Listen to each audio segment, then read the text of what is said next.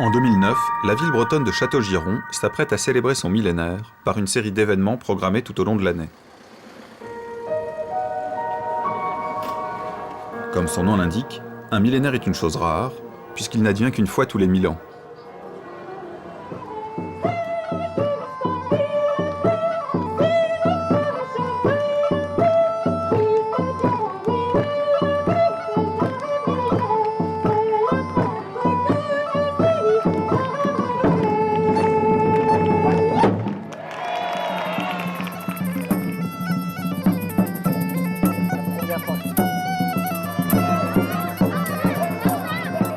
L'événement est prévu depuis longtemps, mais une découverte inattendue va peut-être modifier le programme des festivités. À quelques centaines de mètres du centre-ville, un projet de lotissement a vu le jour dans la zone de la Perdriottaie. En France, comme la loi de 2001 l'indique, les projets d'aménagement du territoire sont soumis à une instruction des services de l'État qui peut amener, suivant les cas, à la prescription de diagnostics archéologiques et, en fonction des résultats, à des fouilles. Depuis 2008, les archéologues de l'INRAP ont donc sondé, puis entrepris de fouiller, une zone d'une vingtaine d'hectares en préalable à la construction du nouveau quartier. Si les fouilles archéologiques viennent confirmer le résultat des sondages effectués, ce n'est peut-être plus un millénaire qu'il va s'agir de fêter, mais plusieurs.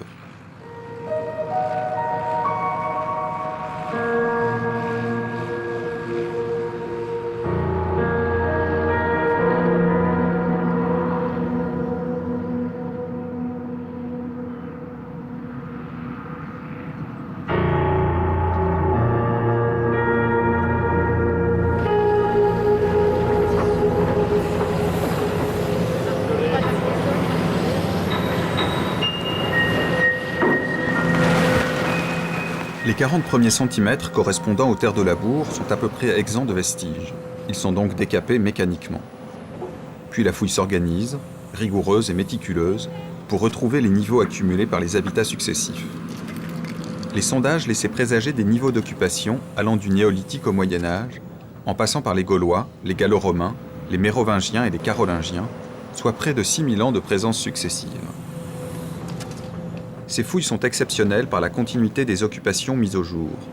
Elles sont exceptionnelles aussi par la densité des traces et des vestiges exhumés. Elles le sont enfin par la complexité des niveaux qui se chevauchent et s'entrecroisent.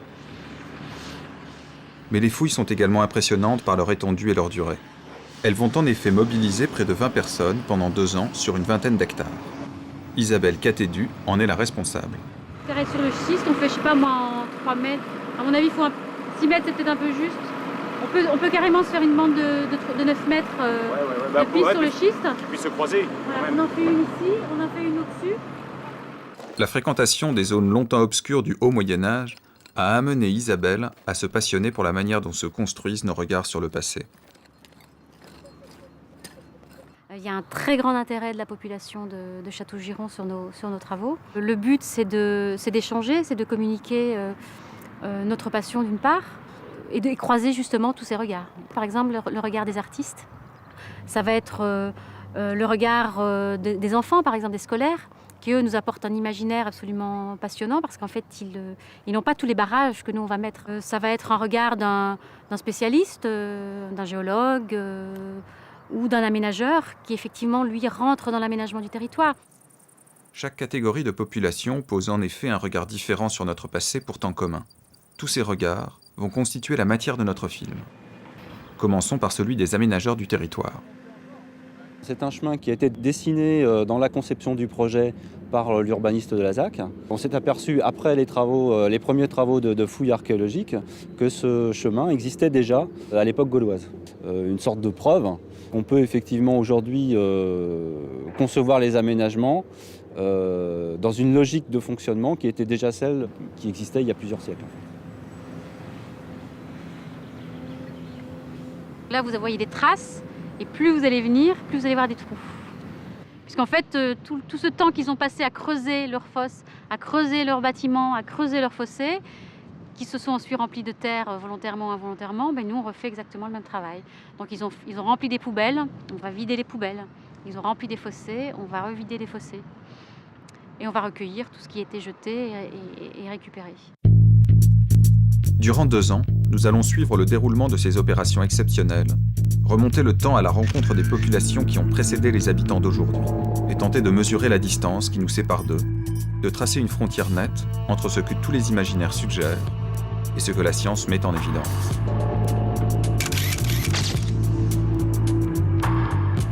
Donc on a remarqué que dans ce fossé-là, il y avait beaucoup de céramique, donc on a quand même sorti des formes assez intéressantes.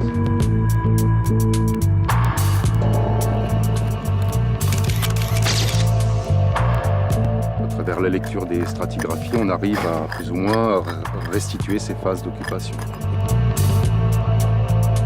Ici, à l'origine, on avait peut-être une première entrée. Donc là, ici, on est devant un trou de poteau, donc appartenant à un bâtiment construit sur poteau en bois et armature végétale. Ce qu'il me reste à faire, c'est à vérifier les autres trous de poteau qui ont été vus au décapage pour pouvoir appréhender la morphologie générale du bâtiment.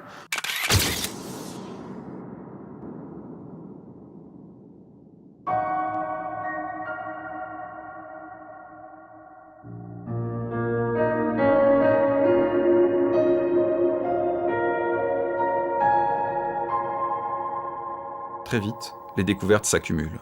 Puis là, j'ai trouvé un morceau de, un morceau de terre, une motte très très lourde, J'ai pensé d'abord à un scorie. Des fois, tu trouves du scorie, des trucs un peu difformes, quoi. Je suis tombé au départ peut-être sur le dos. Puis à un moment, en grattant un petit peu, j'ai vu un bras qui apparaît.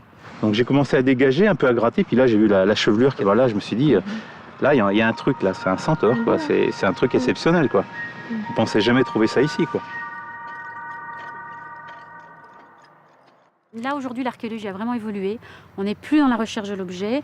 On est sur une archéologie sur la longue durée, sur la compréhension des modes de vie, des pratiques artisanales, des pratiques agricoles, de l'environnement. On ne se pose plus du tout les mêmes questions. On n'a plus la même échelle.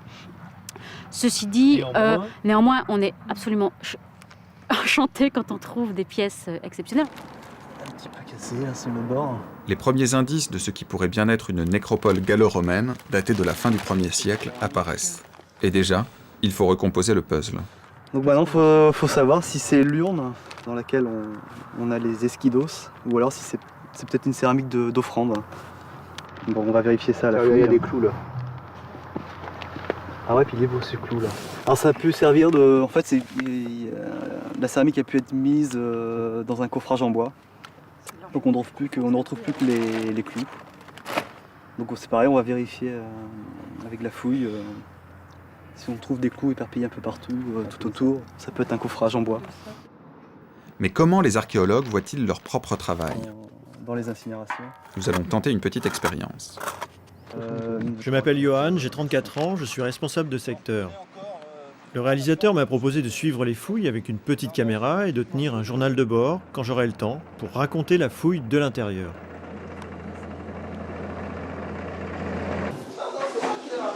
Bonjour messieurs, dames. Bonjour madame. On voit que tu t'amuses. Ma première impression, c'est que tenir une caméra modifie le regard des autres sur vous. Mais bon, nous sommes une équipe au travail et ce qui m'a attaché à ce métier, en plus de la curiosité pour nos origines, c'est bien cette notion de travail en équipe. Et de toute façon, l'archéologie doit prendre en compte les regards de tous ceux qui la fabriquent. Toutes ces heures passées à chercher, à gratter, à creuser, à nettoyer.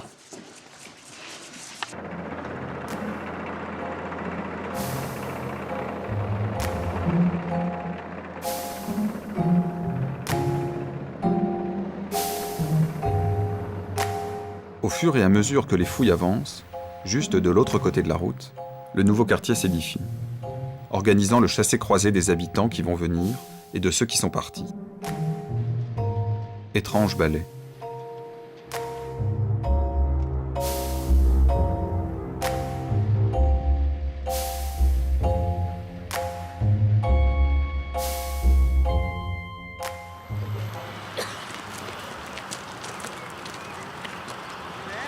Ce matin, nous ouvrons une nouvelle zone de fouille. C'est toujours un moment d'émotion. Isabelle a l'impression qu'on vient d'attaquer un secteur à fort potentiel de découverte. Alors, ça sent très bon là. Nous verrons bien.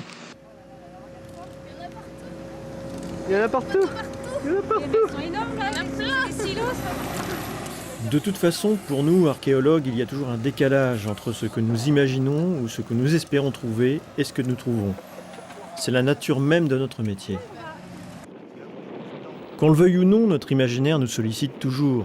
Pour le meilleur si nous en faisons un allié dans l'investigation, ou pour le pire si nous nous laissons guider par lui.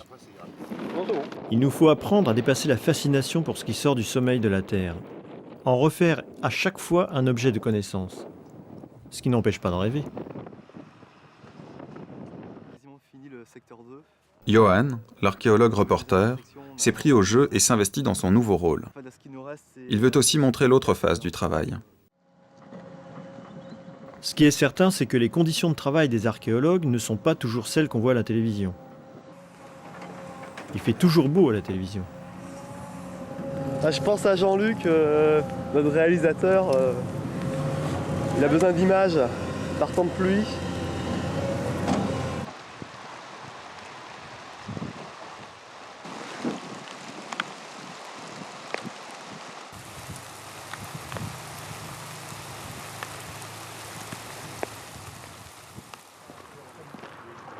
Aujourd'hui, quelques mois après le début des fouilles, les archéologues ont invité la population à venir découvrir les résultats de la première tranche de travaux.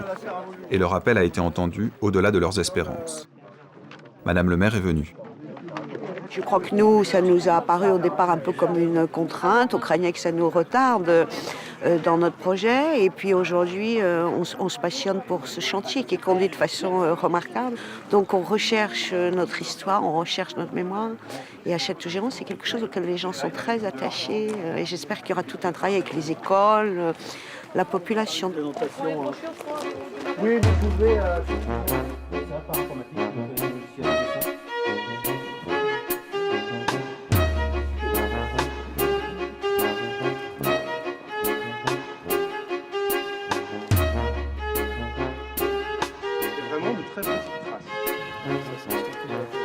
L'eau va être récupérée. Objet pour accompagner le mort en fait.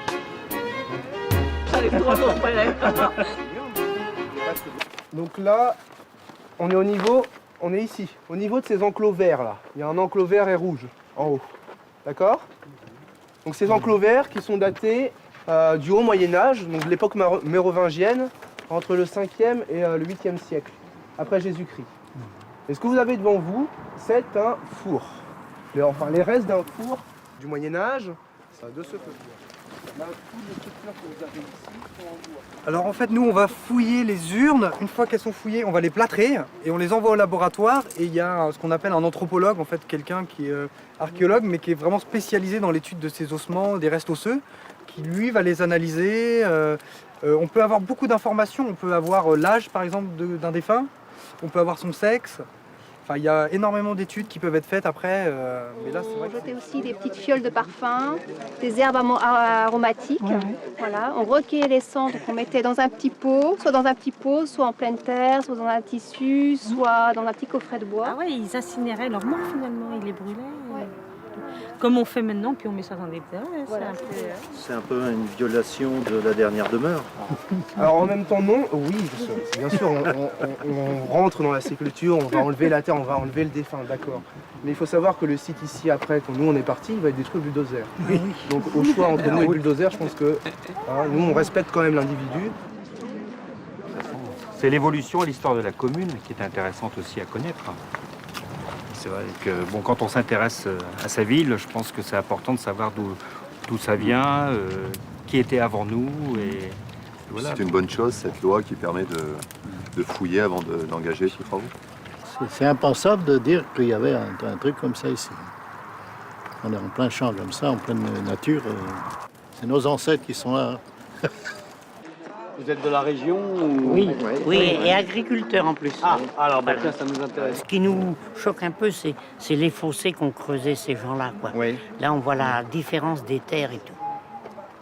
Nous, qu'on connaît l'Argelette, on voit où elle a été piochée il y a des milliers d'années. Et tout ça a été fait à la main à cette époque-là, à la pioche et tout.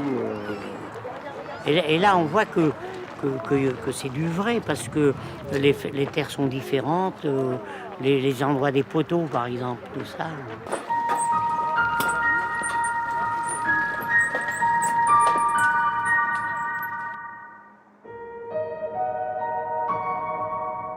souvent quand on nous demande qu'est-ce que vous apporte l'archéologie, je réponds toujours l'humilité. Parce qu'effectivement, ça nous oblige à nous mettre un peu en observateur ou avec un certain recul et d'accepter effectivement certaines faiblesses, d'accepter de changer un peu son regard sur ce type de site, savoir qu'un site dira ce qu'il veut bien nous dire. On ne pourra pas forcer un site à nous dire ce qu'il ne veut pas dire. Déjà, ce qu'on a ici, c'est ce qui nous reste. Il nous manque une masse d'informations absolument colossale. Déjà, il faut d'abord l'accepter. Et à partir de là, une fois qu'on l'a accepté, de se dire, bon voilà, qu'est-ce que j'ai comme outil, qu'est-ce que j'ai comme données, et qu'est-ce que je peux en faire, et quelle discipline je peux aller chercher pour aller trouver une réponse là où je ne l'ai pas.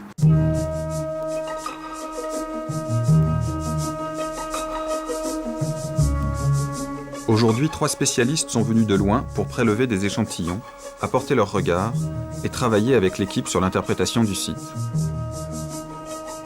Donc moi je suis carpologue, donc j'étudie les graines et les fruits archéologiques. Alors moi je travaille sur les charbons de bois, ça s'appelle l'anthracologie, c'est l'étude des bois carbonisés. On n'étudie pas l'environnement naturel ou modifié par l'homme, mais plutôt à travers les restes de plantes et les pratiques qui ont été réalisées, ce que l'homme en a fait, comment est-ce qu'il a mangé, ce qu'il a cultivé, etc. Toute la question, étant donné qu'on n'a plus les sols d'occupation, et ça depuis bien longtemps, c'est finalement quelle était la fonction de ces espaces agricoles, artisanaux, etc., etc. Il y a certaines productions, par exemple les légumes, qu'on va très peu retrouver. Et donc c'est aussi des éléments sur lesquels il faut faire attention, de ne pas éliminer par exemple des possibles, parce qu'on ne les retrouve pas. On peut notamment entre la période gauloise et la période du Moyen-Âge voir apparaître de nouvelles plantes, notamment la période gallo-romaine. On a des plantes méditerranéennes qui font peu à peu partie du patrimoine alimentaire, comme le fenouil, la coriandre ou le seigle et l'avoine qui commencent à apparaître au début de l'époque romaine, mais au Moyen-Âge qui sont désormais cultivés, alors qu'ils ne sont pas cultivés à la période gauloise par exemple. Parmi ces spécialistes, certains sont confrontés de manière directe à l'imaginaire. Ils ont en charge la mise en image des résultats des fouilles, époque par époque. On va faire un crayonné, le crayonné définitif, de l'image définitive. Je te le fais à nouveau valider, on rajoute certains détails, on en enlève, et puis je passe à la mise en couleur. Quels sont les problèmes qui se posent dans la restitution comme ça des images du passé ? L'imaginaire raisonné, l'imaginaire cadré quand même par les faits archéologiques va devoir prendre le pas pour certaines zones de la représentation. Et par là même, c'est ce qu'on disait tout à l'heure, même apporter un vrai rôle scientifique, parce que une fois les choses mises en image, etc., on voit ce qui fonctionne et ce qui ne fonctionne pas, ce qui est cohérent et ce qui ne l'est pas. Finalement, on s'aperçoit au moment où on doit le restituer que toute une partie nous échappe complètement, on ne les reverra jamais. On se contentera des traces conservées dans le sol qui permettent d'avancer pas mal de propositions, mais finalement le passé nous échappera toujours.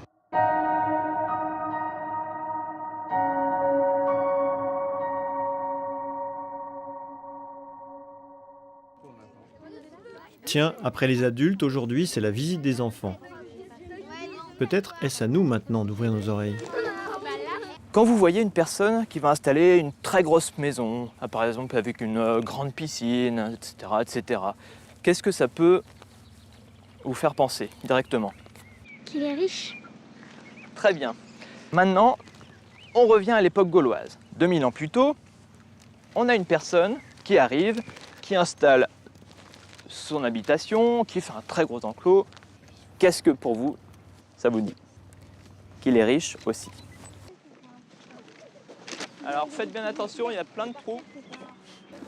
Bon, on a déjà trouvé de la poterie, plein de poterie quand même, plusieurs morceaux de poterie. Et là, il y a un fer à cheval. Qu'est-ce qui a bien pu se passer? Alors, en fait, je pense qu'il y a 2 charrettes qui transportaient de la poterie. Et elles se sont percutées, les 2 charrettes. La poterie est tombée, elle s'est cassée. Et alors? Et après, les 2 chevaux, ils se sont percutés aussi. Et alors? Et oui. Et le cheval, il a perdu son fer à cheval. Et Zoro n'est pas arrivé. Il y a beaucoup de choses qui nous échappent aussi quand on fait des fouilles archéologiques. Il y a vraiment plein de choses. Par exemple, quand tu trouves sur le site une petite pièce de monnaie, ça peut être quoi? Ça peut être De l'argent. Ouais, mais De la monnaie. Ouais, c'est sûr, Marie. pourquoi on la retrouve? Parce que quelqu'un fait tomber sa pièce. Elle est perdue. Ouais. Il l'a peut-être perdue, mais il peut aussi l'avoir mis dans le sol volontairement.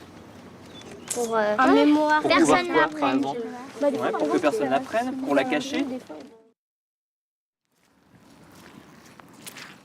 Comme les enfants, les artistes aussi ont une relation forte avec leur imaginaire.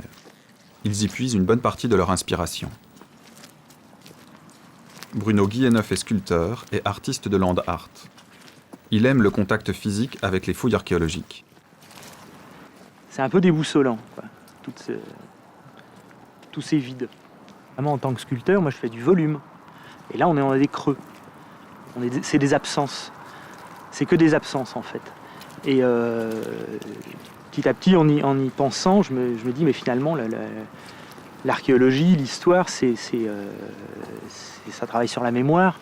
C'est une espèce de science de l'absence, quoi.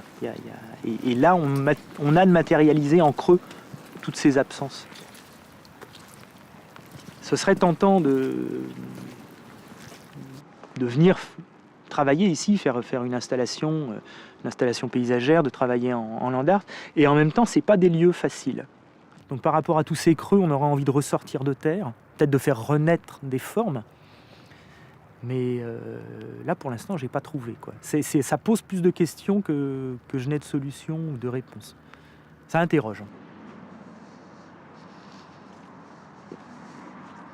Sur les mêmes lieux, les archéologues cherchent, les enfants rêvent, les artistes imaginent. Les aménageurs bâtissent sur les ruines des villages d'hier les cités de demain.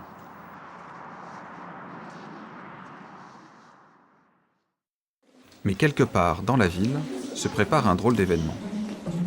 Aujourd'hui, les CM2 ont invité une autre classe à voir une drôle d'exposition. Alors, d'abord, le titre de l'exposition. Qui est-ce qui peut le lire? Vas-y. Quel chantier cette école? Quelle école ce chantier? On a travaillé sur ce que c'était que l'archéologie, les différentes périodes historiques, les techniques de fouilles archéologiques. On a surtout essayé de comprendre la rigueur scientifique des archéologues. Et en contrepartie, on s'est offert, à l'occasion de débrider notre imagination, en faisant une exposition d'art plastique, en fait, sur le thème du chantier archéologique, mais c'est une fausse exposition archéologique. Il y a un mélange de choses très vraies et en même temps de choses complètement imaginaires et fabuleuses. Est-ce que les Romains ont vraiment vécu au temps des Gaulois? Bah oui, parce qu'après il y a eu les Gallo-Romains. Est-ce qu'il y avait les parents gaulois, ils apprenaient quelque chose à leurs enfants? Pour les filles, par exemple, et en fait, ils apprenaient très vite aux filles à faire la lessive, on peut dire comme ça, le ménage, nettoyer la maison, faire la cuisine. C'est catastrophique, alors les femmes, ça n'a pas changé depuis tout ce temps-là? Bah si, maintenant, on n'est plus trop... maintenant, les femmes peuvent cuisiner comme les hommes, quoi. C'est quoi un correctotape? Donc c'est... vous connaissez le martinet, non? Oui, certains. Mais à l'époque, c'était pas le martinet, c'était le correctotape. Quand les hommes préhistoriques chassaient, au début, ils mangeaient avec les mains. Maintenant, ils mangent avec quoi? Près de 2 ans se sont écoulés depuis le début des fouilles. Le chantier a tenu ses promesses, les résultats dépassent toute attente. En plus des vestiges du néolithique, 2 fermes gauloises ont été découvertes, et l'une a même été réoccupée par les Gallo-Romains. Mais c'est l'occupation du Haut Moyen-Âge, entre le VIe et le Xe siècle, qui apporte les résultats les plus inédits. Que ce soit par rapport à l'organisation du site, sa conservation ou le mobilier retrouvé, notamment la vaisselle. Tous ces vestiges vont permettre d'étudier un terroir sur plusieurs millénaires. On aurait presque oublié notre archéologue reporter. Quelque chose de curieux se trame aujourd'hui. Les enfants de l'école sont revenus, mais pourquoi faire? Isabelle et Jean-Luc ont l'air de conspirateurs. Les films en train de regarder et tout. Et ensuite, une fois qu'ils ont fini, les enfants rentrent, la maîtresse, ils expliquent les questions. Hein, on fait comme ça. Ça, c'est l'histoire d'une manipulation. C'est pour ça que je filme. Tout arrangement.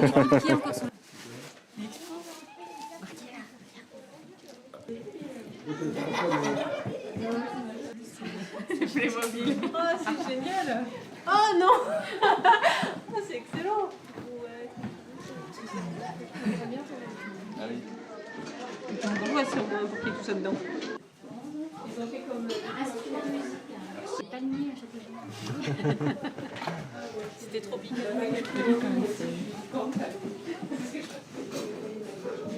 On est très très content d'être venus. Et comme vous nous avez fait une visite guidée, nous aussi on vous a préparé une visite guidée. Voilà. C'est pas fini. On a retrouvé un bout de casque gaulois.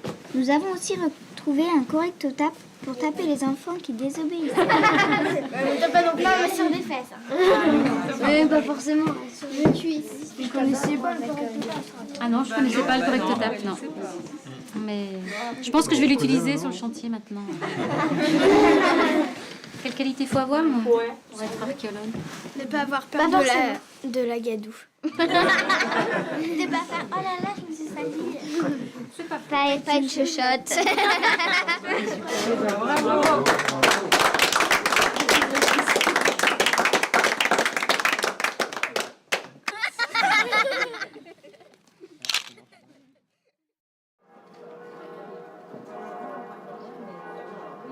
Pendant ce temps-là, dans l'actuel Château-Giron, on finit de préparer les festivités de la fin de l'année du millénaire.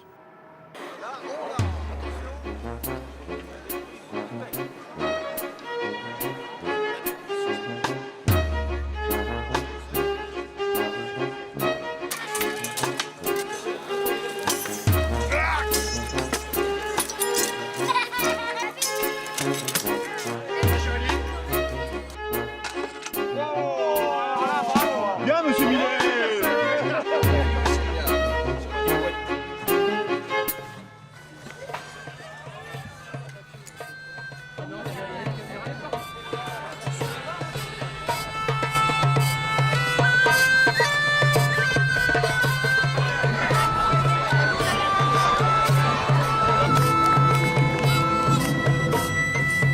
Donnez-moi vos couleurs, s'il vous plaît.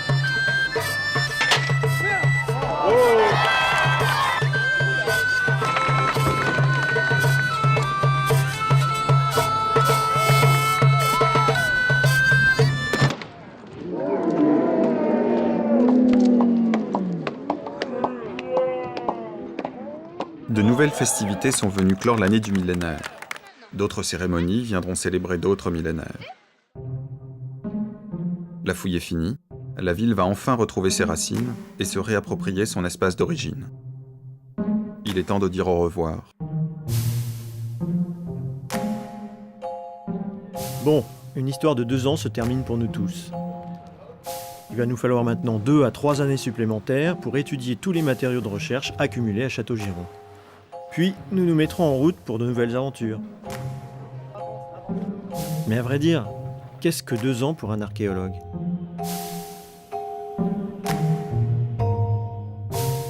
Mais que diront les archéologues du XXIIIe siècle lorsqu'ils fouilleront ces zones passées au peigne fin ? Auront-ils créé entre-temps une appellation zone archéologique des époques postmodernes ? Penseront-ils à un conflit massif, à une guerre de tranchées, sans armes ? De nouvelles disciplines scientifiques leur permettront-elles de rendre compte avec justesse de ces chantiers ? Y aura-t-il encore une archéologie et des archéologues ? Les hommes auront-ils encore un passé et un imaginaire ?